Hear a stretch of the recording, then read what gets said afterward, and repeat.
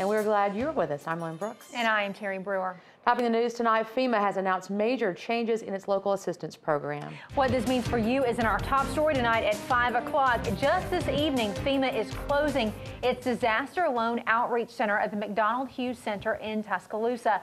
Officials say the remaining assistance center at the American Legion post in Alberta has been transferred to the City Hall Annex, and it will close next week. FEMA spokesman Tim Tyson said since the April 27th storms, the two centers have seen more than 5,400 people. Tyson says the reason the centers are closing is because of the number of people seeking assistance has dropped. The disaster recovery centers and the disaster loan outreach centers are opened at the request of the state.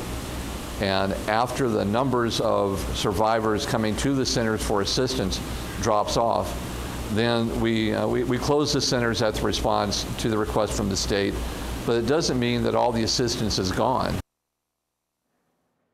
Now, Tyson says the SBA Center at the City Hall Annex will close on July 28th. If you have questions for FEMA or for the Small Business Administration, you can call 1-800-621-3362. Country music star Taylor Swift is donating hundreds of thousands of dollars of storm relief to Alabama. Swift is giving $250,000 from her Speak Now, Help Now fund to Nick's Kids. That's a fund set up by Tide head coach Nick Saban and his wife Terry. Nick's Kids has partnered with Project Team Up and Habitat for Humanity to rebuild homes after the tornado. Saban said Swift's gift will go a long way in the rebuilding effort. Mercedes-Benz is making plans to invest billions of dollars into Tuscaloosa County. Company officials say they will pour $2 billion into their plant in Vance. The announcement came Wednesday when the company debuted the new M-Class SUV. Officials say their total investment since 1997 now adds up to more than $4 billion. They also plan to raise hourly wages by 1.5%. Team leader Mike Hughes says many employees live in the affected areas of the April storms, and good news from Mercedes can help the survivors through the recovery process. It lets the community see that, hey, we're still thriving, have this business. People are here and they're excited to be here. Although that's going on there, and we're working hand in hand with those folks here, because some of us live in those areas, but we're still thriving here as a business, and that's important. Mercedes-Benz also announced a $100,000 donation to tornado relief. On your Crime Watch, new developments in the search for a bank robbery suspect. Brookwood police have released surveillance video from the scene. We're going to look at that. Here's a look at that surveillance video. The robbery happened Tuesday afternoon at the Regions Bank on Highway 216. According to Chief Randy Kazaya, this suspect may have been a woman. The suspect is described as a white person between 5'3" and 5'5", and they may have left the scene in a maroon-colored car. They were last seen headed east on Highway 216. We also have another closer look now, just a still shot of that suspect. If you have any information, call 205-464-8672.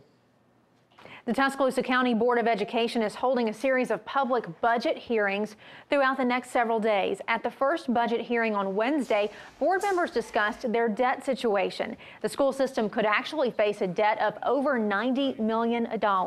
Officials say more than half of the possible $90 million will be wiped out in the next 5 years, though because of the county sales tax. They also say the spending is necessary because of the need to build more schools and renovate existing structures. Chief School Financial Officer Patrick Connor says he wants the public to attend these meetings so they can have a better understanding of the school system's financial situation.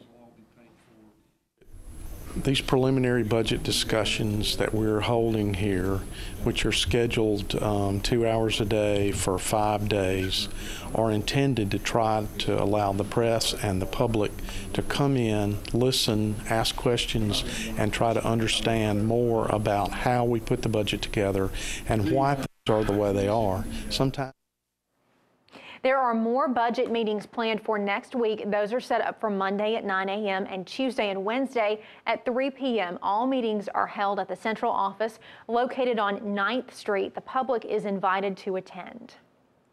Bama fever is getting hotter with only 44 days till kickoff. A live look now over Bryant-Denny Stadium at the University of Alabama. This shot is from the WVUA tower camera. Head coach Nick Saban will lead the Tide when they take on Kent State Saturday, September 3rd. Kent State just also happens to be Saban's alma mater. Also, speaking of football, Alabama's biggest rival took the spotlight at SEC Media Days today. Auburn's head coach Gene Chizik talking with the media about this upcoming season. Also on the docket, the Tennessee Vols, Georgia Bulldogs, and the Kentucky Wildcats. Gary Harris will have much more from Birmingham later on in Alabama's home team sports. Alabama's new immigration law has sparked a lot of controversy. Many people have questions about how it will be enforced and how it will affect them. Now is your chance to get some answers. Tonight's WVUA Law Call will be about the new immigration law. You can call in starting at 6:30 tonight with your questions about immigration. The number to call, 205-348-WVUA, 205-348-9882. That is right here on WVUA TV at 6:30. Well, after one last journey of more than 12 days and 5 million miles, Space Shuttle Atlantis touched down for the very last time early this morning. And it brought NASA's 30-year shuttle program to an end. Reporter Jim Spellman has more from Kennedy Space Center. An historic mission. Take a good look at it and make a memory, because you're never going to see anything like this again. Marking the end of an era. It's been an unbelievable journey on a magnificent flying machine. After almost 2 weeks in space, Atlantis returns to Earth for the last time, capping off NASA's 30-year shuttle program. I have loved every minute that I've been part of the space program. It's been such an honor, and it runs in the blood. NASA says the end of its shuttle program could signal a significant change in the future of spaceflight.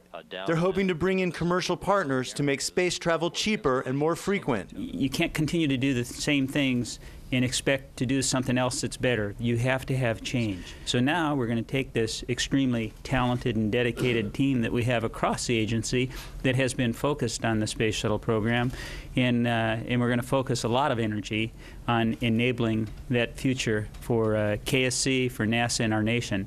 Atlantis landing marks the end of an era, and it could be a few years before we see that next frontier in space travel. But these astronauts hope Americans will still dream of space. We sure hope that everybody who has ever worked or touched or looked at or envied or admired a space shuttle was able to take just a little part of the journey with us. Shuttle Atlantis is being retired to the Visitor Center right here at Kennedy Space Center.